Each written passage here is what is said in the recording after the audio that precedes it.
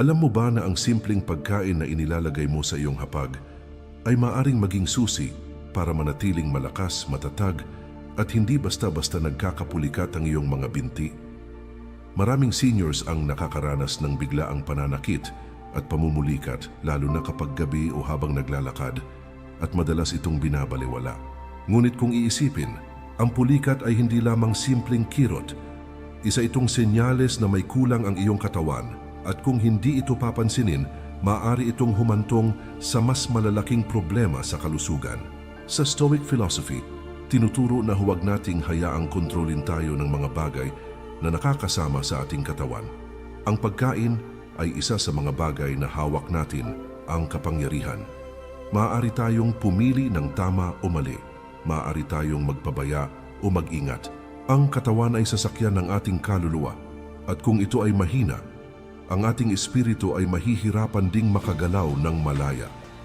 Kaya kung nais mong manatiling matibay, malakas at hindi madaling matinag, dapat ay matutunan mong alagaan ito sa pinakasimple ngunit pinakamakapangyarihang paraan. At ito ay sa pamamagitan ng tamang pagkain. Ang binti ay haligi ng ating katawan. Sa bawat hakbang na ginagawa mo, ito ang nagbibigay ng lakas at balanse. Kapag ito ay pinabayaan, mabilis itong bibigay at unti-unti ring mawawala ang kalayaan mong kumilos. Ngunit kung ito ay aalagaan, lalo na sa pamamagitan ng tamang nutrisyon, makakamit mo ang tibay na hindi madaling yayanig kahit lumipas pa ang maraming taon. Kaibigan at kapatid, muli inaanyayahan kita na mag-subscribe sa ating channel para lagi kang updated sa mga bagong videos na aking gagawin at babago sa pananaw mo sa buhay. Maraming salamat. Sa video na ito, pag-uusapan natin ang mga pagkain na makakatulong upang maiwasan ang pulikat at higit sa lahat, magbibigay lakas at sigla sa iyong mga binti. Dahil ang tunay na yaman ay hindi lamang pera o ari-arian. Ang tunay na yaman ay ang kakayahang gumalaw nang walang sakit at mamuhay ng may kalayaan. Number 1, saging. Ang saging ay isang prutas na tila karaniwan at simpleng makita saan mang pamilihan, ngunit sa likod ng kanyang kasimplehan, nakatago ang lakas na kayang magligtas sa iyo mula sa madalas na pamumulikat. Ang saging ay mayaman sa potassium, isang mineral na responsable sa pagpapanatiling balanse ng kuryente sa loob ng ating katawan. Ang bawat galaw ng ating kalamnan, bawat pagunat at bawat paglakad ay nangangailangan ng maayos na daloy ng potassium. Kapag ito ay kulang, nagiging marupok ang koneksyon ng ating mga ugat at kalamnan at dito nagsisimula ang biglaang kirot at pamumulikat. Para sa isang senior, ang pulikat ay hindi simpleng sakit lamang. Ito ay maaaring maging hadlang sa payapang pagtulog sa gabi o kaya ay maging sanhi ng pagkadapa kapag naglalakad sa araw. Ang pulikat ay hindi dapat baliwalain dahil isa itong tanda na may bagay na kulang sa ating katawan. At dito pumapasok ang halaga ng saging. Ngunit nakakalimutan nila na minsan ang pinakamabisang sagot ay nasa pinakasimpleng anyo. Ang saging ay tila karaniwang prutas lamang, ngunit ito ang nagbibigay ng mineral na nagpapanatili sa lakas ng kalamnan at sa tibay ng iyong binti. Ang Stoic ay nagtuturo na ang tunay na kapangyarihan ay nakasalalay hindi sa mga bagay na hindi natin kontrolado, kundi sa mga simpleng pagpili na kaya nating gawin ngayon. Kapag pinili mong isama ang saging sa iyong pang-araw-araw na pagkain, pinipili mong protektahan ang iyong katawan, pinipili mong maging disiplinado, pinipili mong yakapin ang mga biyaya ng kalikasan na libre at laging nandyan para sa iyo. Hindi mo kailangan ng marangyang handa para magkaroon ng matibay na katawan. Kailangan mo lamang ng tamang kaalaman at tamang disiplina. Ang saging ay hindi lamang pagkain na makakatulong sa iyong kalamnan. Ito ay sagisag ng karunungan na nagsasabing, ang simpleng bagay kapag pinahalagahan ay nagiging susi para sa mas mahaba at mas malayang buhay. Kaya bago ka matulog sa gabi, bago ka maglakad sa umaga, isipin mo kung gaano kasimple, ngunit gaano kahalaga ang prutas na ito para sa iyong kalusugan. Number 2, malunggay. Ang malunggay ay isang gulay na madalas nakikita sa simpleng ulam ng bawat pamilya. Ngunit sa likod ng kanyang pagiging pangkaraniwan ay nakatago ang yaman ng sustansya na kayang magbigay proteksyon laban sa pamumulikat at panghihina ng katawan. Ang dahon ng malunggay ay puno ng calcium, potassium, magnesium at vitamina C. Lahat ng ito ay mahalaga upang mapanatiling malakas at matatag ang ating mga buto at kalamnan. Kapag kulang ang iyong katawan sa mga mineral na ito, mas nagiging marupok ang iyong mga binti at mas madali kang dapuan ng pulikat at pananakit. Isipin mo na lang ang mga ugat at kalamnan ng iyong katawan na parang mga haligi ng isang tahanan. Kung kulang ang pundasyon, ang bahay ay madaling gumuho. Ganoon din ang katawan. Kung kulang ang sustansya, ang iyong mga binti ay madaling bibigay at mawawalan ka ng lakas upang kumilos ng malaya. Ang malunggay ay nagsisilbing matibay na suporta upang manatiling buo ang iyong katawan at hindi ka basta-basta natitinag. Ngunit higit pa sa nutrisyon, may aral din itong dala na akma sa Stoic philosophy. Ang malunggay ay hindi marangya, hindi mahal, at hindi hinahangaan ng marami. Ngunit sa katahimikan nito, taglay nito ang tunay na yaman ng kalusugan. Maraming tao ang naghahanap ng mga bagay na kumikislap at magarbo, ngunit nakakaligtaan nila ang mga simpleng biyaya na tunay na nagbibigay ng lakas. Ito ang paalala ng Stoic. Huwag mong sukatin ang halaga ng isang bagay sa panlabas na anyo lamang. Sukatin mo ito sa kung gaano kalalim ang kabutihan na naibibigay nito sa iyong buhay. Kung gagawin mong bahagi ng iyong hapag ang malunggay, hindi mo lamang pinapalakas ang iyong katawan. Pinapalakas mo rin ang iyong disiplina at pagpapakumbaba. Pinapakita mo sa iyong sarili na marunong kang tumanggap at pahalagahan ang mga bagay na simple ngunit makapangyarihan. Ang pagkain ng malunggay ay hindi lamang usapin ng kalusugan, ito rin ay pagsasanay ng kaisipan na pahalagahan ang mga bagay na hindi agad nakikita ng mata, ngunit mahalaga para sa tunay na lakas at kalayaan.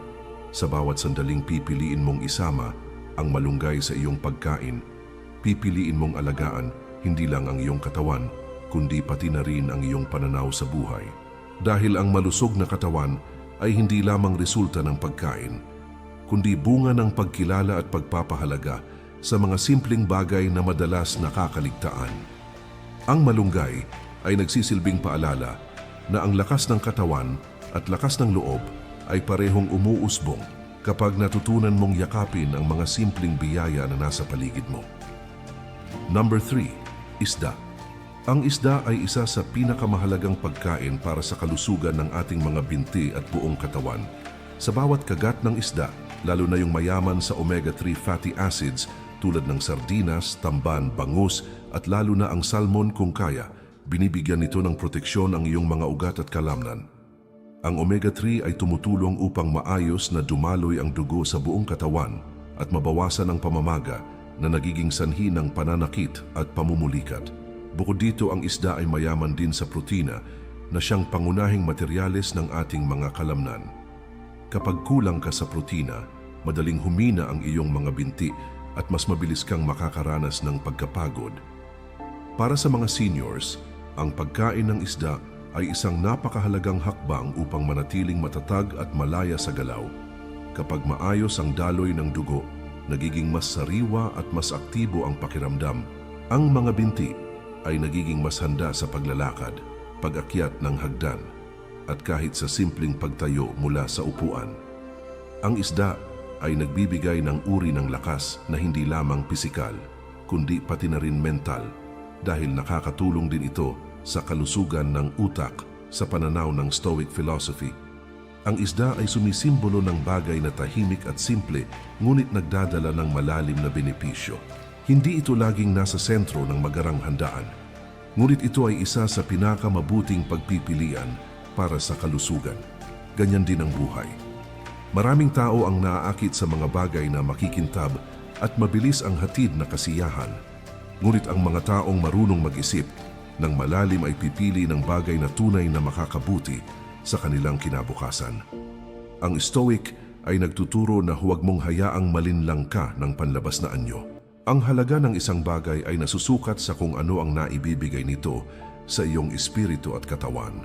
Kapag pinili mong kumain ng isda, pinipili mong bigyan ng lakas at proteksyon ang iyong mga binti. pinipili mong alagaan ang iyong kalusugan nang hindi kinakailangan ng labis na gastos. Pinipili mong kumilos ayon sa karunungan dahil alam mong ang katawan mo ay sasakyan ng iyong kaluluwa. At kapag ito ay malakas, mas malaya kang makapamuhay nang walang takot sa sakit o panghihina. Ang pagkain ng isda ay higit pa sa usapin ng kalusugan. Ito ay isang pagsasanay ng pananaw na nagpapahalaga sa mga bagay na hindi agad nakikita ng iba. Ang bawat putol ng isda sa iyong plato ay isang paalala na ang tunay na kalakasan ay hindi nagmumula sa karangyaan kundi sa disiplina, tamang pagpili at pagpapahalaga sa mga biyaya ng kalikasan. Number 4. Kamote. Ang kamote ay isa sa mga pinakakilalang pagkain sa ating kultura, ngunit madalas hindi ito pinapansin dahil sa pagiging mura at simple. Subalit sa loob ng bawat piraso ng kamote ay nakatago ang lakas na kayang magbigay ng tibay at proteksyon sa iyong katawan, lalo na sa iyong mga binti. Ang kamote ay mayaman sa potassium at magnesium, dalawang mineral na napakahalaga upang maiwasan ang pamumulikat. Ang magnesium ay tumutulong upang makarelax ang iyong mga kalamnan, habang ang potassium ay nagpapanatili ng tamang balanse ng tubig at electrolytes sa iyong katawan. Kapag ang dalawang ito ay kulang, mas nagiging marupok ang iyong mga binti at mas madali kang kapitan ng pulikat at pananakit. Bukod sa mga mineral, ang kamote ay may taglay ding mataas na fiber at complex carbohydrates. Ito ang nagbibigay ng matagalang enerhiya na hindi agad nauubos. Para sa mga seniors, napakahalaga nito dahil hindi mo na kayang umasa sa mabilis na lakas na nagdudulot ng biglang panghihina. Ang kamote ay nagbibigay ng mahinahon at tuloy-tuloy na sigla na siyang kailangan para manatiling malakas ang mga binti sa bawat hakbang at galaw. Sa pamamagitan ng kamote, natutulungan mong hindi lamang ang iyong mga kalamnan, kundi pati ang iyong bituka at puso na manatiling malusog. Ngunit higit sa lahat, ang kamote ay nagdadala ng malalim na aral mula sa pananaw ng Stoic philosophy. Ang Stoic ay nagtuturo na ang tunay na halaga ng isang bagay ay hindi nasusukat sa kanyang anyo o sa kanyang presyo, kundi sa kabutihan na naibibigay nito sa iyong buhay. Ang kamote ay hindi marangya at hindi sikat na pagkain, ngunit ito ay puno ng sustansya at lakas. Para itong isang tao na hindi naghahanap ng papuri o pagkilala, ngunit sa kanyang simpleng presensya ay nagbibigay siya ng suporta at tibay sa iba. Kung gagawin mong bahagi ng iyong pang-araw-araw na pagkain ng kamote, pinapakita mo sa iyong sarili na marunong kang pumili ng tama kahit walang nakakakita. Pinapakita mo na mas mahalaga sa iyo ang pangmatagalang kalusugan kaysa sa panandaliang sarap. Ito ay isang uri ng disiplina at pagpapakumbaba na siyang itinuro ng mga Stoic. Ang kamote ay nagsisilbing paalala na ang lakas ng isang tao ay hindi nakasalalay sa yaman o karangyaan, kundi sa kanyang kakayahang alagaan ang kanyang katawan at kaluluwa gamit ang mga biyayang abot kamay. Kapag humarap ka sa hapag at may simpleng nilagang kamote sa iyong plato, isipin mong hindi lamang ito pagkain. Ito ay sagisag ng tibay, pasensya at karunungan. Tulad ng ugat ng kamote na kumakapit sa lupa upang manatiling matatag, ang iyong katawan at isip ay kakapit din sa mga tamang desisyon na ginagawa mo araw-araw. Sa bawat kagat ng kamote, pinapaalala sa iyo na ang tunay na kalayaan at kalakasan ay dumarating sa mga taong marunong pahalagahan ang simple ngunit makabuluhang bagay. Number 5. Gatas. Ang gatas ay isa sa mga pinakakilalang pagkain para sa kalusugan ng buto at kalamnan. Sa bawat baso nito ay taglay ang calcium, protina at vitamina D na mahalaga para sa pagpapatibay ng ating mga binti at pagpigil sa pamumulikat. Kapag ang katawan ay kulang sa calcium at vitamina D, ang mga buto ay nagiging marupok at ang mga kalamnan ay mas madaling sumakit at manghina. Kaya para sa isang senior, ang gatas ay hindi lamang inumin. Ito ay isang uri ng suporta na nagbibigay proteksyon at lakas para manatiling matatag sa paglipas ng panahon. Ang gatas ay nagbibigay ng lakas na hindi agad napapansin. Hindi ito tulad ng mga pagkain na agad mong mararamdaman ang epekto pagkatapos kainin. Ngunit sa tahimik at tuloy-tuloy nitong pagbibigay ng nutrisyon, pinapatibay nito ang pundasyon ng katawan. Tulad ng isang bahay na hindi madaling gumuho dahil sa matibay na haligi, ang katawan ng isang taong palaging umiinom ng gatas ay nananatiling buo at malakas. Sa bawat araw na dumarating, ang gatas ay nagiging sandigan upang makapagpatuloy ka sa paglakad, sa pagtayo, at sa pagkilos ng walang hadlang. Kung titingnan mo mula sa pananaw ng Stoic philosophy, ang gatas ay isang malinaw na paalala na ang mga bagay na tahimik at hindi nakikita agad ang epekto ay may pinakamahalagang halaga. Maraming tao ang nahuhumaling sa mabilis na resulta, sa agarang kasagutan, at sa madalian na lunas. Ngunit ang Stoic ay nagtuturo na ang tunay na kagalingan at tibay ay nakukuha sa pamamagitan ng mahabang pasensya at disiplina. Ang gatas ay hindi nagbibigay ng kapangyarihan sa isang araw lamang, kundi ito ay unti-unting nagpapalakas at nagtatayo ng pundasyon na tatagal ng maraming taon. Ang gatas ay sumisimbolo rin ng pag-aalaga. Sa ating kabataan, ito ang unang pagkain na nagbibigay lakas sa atin. Sa ating pagtanda, ito rin ang isa sa mga bumabalik upang muling magsilbing gabay at suporta. Parang sinasabi nito na sa bawat yugto ng ating buhay, laging may paraan para bumalik sa pundasyon at palakasin ang ating katawan mula sa ugat. Ito ang diwa ng Stoic philosophy na anuman ang edad mo, laging may pagkakataon na ayusin ang sarili, patibayin ang katawan at palakasin ang isipan. Kung pipiliin mong gawing bahagi ng iyong araw ang pag-inom ng gatas, hindi lamang katawan mo ang iyong pinapalakas. Pinapalakas mo rin ang iyong pag-iisip at pananaw sa buhay. Pinapaalala mo sa iyong sarili na ang bawat maliit na hakbang, kapag ginagawa ng tuloy-tuloy, ay nagiging malaking tagumpay. Ang gatas ay hindi lamang pagkain. Ito ay isang simbolo ng pagtitiyaga at pagpili ng tama. Kaya sa tuwing hahawak ka ng baso ng gatas, isipin mong hindi lamang ito isang inumin. Ito ay paalala na ang iyong katawan ay may kakayahang manatiling matatag kahit tumatanda. Ang bawat lagok ng gatas ay isang pagpapaalala na ang lakas at kalayaan ng iyong mga binti ay nakasalalay sa iyong disiplina at sa iyong kakayahang pahalagahan ang mga simpleng bagay na may dalang malalim na halaga. Number 6, pakwan. Ang pakwan ay isang prutas na kilala sa kanyang tamis at nakakapreskong lasa lalo na sa mga araw na mainit. Ngunit higit pa sa kanyang pagiging paborito sa tag-init, ang pakwan ay may napakalaking halaga para sa kalusugan ng mga binti at sa pag-iwas sa pulikat. Ang pakwan ay mayaman sa tubig na higit 80% ng kanyang laman. Ito ay nagbibigay ng sapat na hydration sa ating katawan. Tandaan na ang isa sa pangunahing dahilan ng pamumulikat ay ang kakulangan sa tubig. Kapag ang katawan ay dehydrated, ang kalamnan ay mas madaling sumakit at manigas. Bukod sa tubig, ang pakwan ay naglalaman din ng potassium at magnesium na parehong nakakatulong sa pag-iwas sa pulikat at sa pagpapanatiling balanse ng electrolytes sa katawan. Mayroon din itong citrulline, isang amino acid na nakakatulong upang maging mas maayos ang pagdaloy ng dugo. Kapag maayos ang daloy ng dugo, mas madaling nakakakuha ng sustansya ang iyong mga kalamnan at mas lumalakas ang iyong mga binti. Kaya bawat kagat ng pakwan ay hindi lamang nagbibigay ng tamis kundi nagbibigay din ng lakas at proteksyon. Kung titingnan natin mula sa pananaw ng Stoic philosophy, ang pakwan ay isang malinaw na larawan ng kalinisan at kasimplihan. Ang kanyang laman ay puno ng tubig at ito ang paalala na ang katawan ay nangangailangan ng malinaw at dalisay na bagay upang manatiling malakas. Tulad ng pakwan na walang tinatagong karangyaan, kundi ang likas na biyaya ng kalikasan, ang tao ay dapat matutong pahalagahan ang mga bagay na simple ngunit nagbibigay ng tunay na lakas. Ang Stoic ay nagtuturo na ang kaligayahan at kalusugan ay hindi makukuha sa komplikadong bagay, kundi sa malinaw at natural na pinagmumulan ng buhay. Kapag kumakain ka ng pakwan, hindi lamang pisikal na sigla ang iyong nakukuha.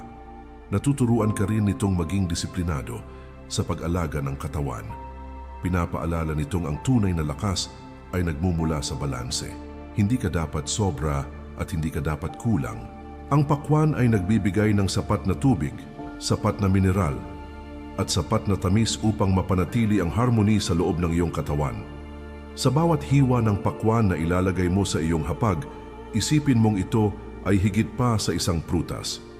Ito ay sagisag ng kalinisan ng buhay, sagisag ng pagpili ng tama at sagisag ng disiplina.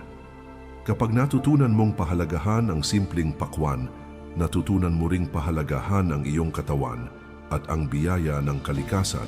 Tulad ng mga Stoic na naniniwala na ang kalayaan ay makukuha lamang sa pamamagitan ng tamang pamumuhay, ikaw rin ay magkakaroon ng kalayaan mula sa sakit at panghihina kapag natutunan mong isama ang pakwan sa iyong pang-araw-araw na pagkain. Ang pakwan ay hindi lamang pagkain para sa init ng panahon. Ito ay pagkain na nagbibigay ng tunay na lakas, tibay at kalayaan para sa iyong mga binti at buong katawan. Number 7. Gulay na may madahong laman. Ang mga gulay na may madahong laman tulad ng kangkong, spinach, pechay at kal ay isa sa pinakamahalagang pagkain upang maiwasan ang pamumulikat at upang patibayin ang iyong mga binti. Ang mga dahon na ito ay mayaman sa magnesium, calcium at potassium. Lahat ng ito ay mga mineral na may papel sa maayos na paggalaw at paghinga ng mga kalamnan. Kapag ang katawan ay kulang sa magnesium, mas madali kang kapitan ng pulikat at biglaang pananakit. Kapag kulang naman sa calcium, humihina ang buto at unti-unting nagiging marupok.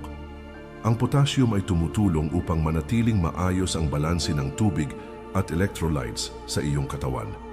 Sa madaling salita, ang bawat dahon na iyong kinakain ay nagsisilbing pangtulong upang manatiling matatag ang iyong mga binti at buong katawan. Ang mga gulay na ito ay hindi lamang nagbibigay ng lakas, kundi nagbibigay din ng malinis na enerhiya. Hindi sila mabigat sa tiyan at hindi rin nakakasama sa kalusugan. Bagkus tinutulungan nilang maalis ang mga lason sa katawan at linisin ang daloy ng dugo. Para sa isang senior, napakahalaga ng bagay na ito.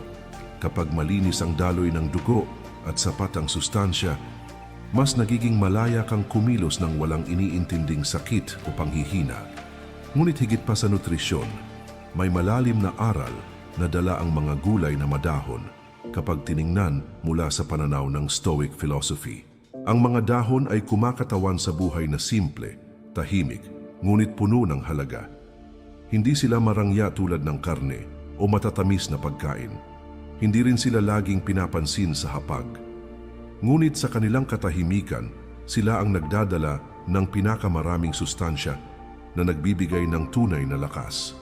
Ang Stoic ay nagtuturo na huwag mong hayaang malinlang ka ng panlabas na anyo. Ang totoong mahalaga ay hindi laging nakikita agad ng mata, kundi nararamdaman ng katawan at ng kaluluwa. Kapag natutunan mong pahalagahan ang gulay na madahon, natutunan mong pahalagahan ang prinsipyo ng Stoic na ang tunay na kayamanan ay nasa loob at hindi sa labas. Ang isang taong kumakain ng gulay ay hindi lamang nagpapalakas ng kanyang katawan, siya rin ay nagpapalakas ng kanyang kalooban. Dahil sa tuwing pinipili mo ang simple ngunit tama, tinuturuan mo ang iyong sarili ng disiplina. Tinuturuan mo ang iyong sarili na magtiis sa mga bagay na hindi laging kaaya-aya sa panlasa. Kapalit ng pangmatagalang kalusugan at kalayaan, isipin mo ang isang puno. Ang kanyang mga dahon ay nagiging kasangkapan upang makahinga siya at manatiling buhay. Ganito rin ang papel ng mga gulay na madahon sa ating katawan. Sila ang nagbibigay ng hininga at sigla sa ating kalamnan. Sila ang nagbibigay ng lakas sa ating binti upang patuloy na makalakad sa kabila ng bigat ng panahon. At sila rin ang nagbibigay ng linaw sa ating isipan na ang mga simpleng bagay, kapag pinahalagahan, ay nagdadala ng malalim na epekto. Kaya sa tuwing kakain ka ng gulay na may madahong laman, isipin mong hindi lang ito simpleng ulam sa iyong plato. Ito ay paalala na ang kalusugan ay bunga ng disiplina at pagpapakumbaba. Ito ay paalala na ang tunay na lakas ay nagmumula sa mga bagay na simple at malapit sa kalikasan. Tulad ng itinuro ng mga Stoic, ang taong marunong magpigil sa labis na luho at marunong pumili ng tama ay siyang nagiging tunay na malaya. Ang mga gulay na madahon ay hindi lamang pagkain. Sila ay sagisag ng kalinisan, disiplina at tibay. Kapag isinama mo sila sa iyong pang-araw-araw na buhay, pinapalakas mo hindi lamang ang iyong binti, kundi pati na rin ang iyong espiritu. Dahil ang kalusugan ng katawan ay salamin ng kalinisan ng isip at ng pagpili ng tama araw-araw. Nais kong ipaalala sa iyo na ang tunay na lakas ng katawan ay hindi nakukuha sa mabilisang solusyon o mamahaling gamot. Ang tunay na lakas ay bunga ng disiplina, kaalaman, at tamang pagpili araw-araw. Ang bawat pagkain na inilagay mo sa iyong hapag ay may kapangyarihan na baguhin ang tibay at kalayaan ng iyong mga binti. Kapag pinili mong kumain ng mga saging, malunggay, isda, kamote, gatas, pakwan at gulay na madahon, pinipili mo rin ang proteksyon laban sa pulikat, ang kalusugan ng iyong buto, at ang lakas ng iyong kalamnan. Sa Stoic philosophy, itinuro na ang kalayaan ay nagmumula sa loob. Kung pinapangalagaan mo ang iyong katawan at pipiliin mong kumain ng tama, pinapalakas mo rin ang iyong kakayahang mamuhay ng malaya at matatag. Walang sino man ang makakagalaw sa iyo ng basta-basta kapag ang iyong katawan ay matibay at kapag ang iyong isip ay disiplinado. Ang bawat simpleng desisyon sa pagkain ay isang hakbang tungo sa mas mahabang buhay na puno ng kalayaan, sigla at kapayapaan sa puso. Huwag hayaan ang panahon o edad ang maging dahilan upang panghinaan ka. Ang bawat araw ay pagkakataon upang gumawa ng tama. Ang bawat pagkain ay pagkakataon upang patibayin ang iyong katawan at isip. Tandaan, ang iyong mga binti ay hindi lamang bahagi ng iyong katawan. Sila ay haligi ng iyong kalayaan at kakayahang kumilos sa mundo. Palakasin mo sila sa pamamagitan ng tamang nutrisyon at disiplina. Kaibigan at kapatid, muli inaanyayahan kita na mag-subscribe sa ating channel para lagi kang updated sa mga bagong videos na aking gagawin at babago sa pananaw mo sa buhay. Maraming salamat. Sa huli, ang mga simpleng bagay na madalas nakakaligtaan ay siyang nagtataglay ng pinakamalalim na kapangyarihan. Ang pagkain ay hindi lamang para sa kasiyahan ng panlasa.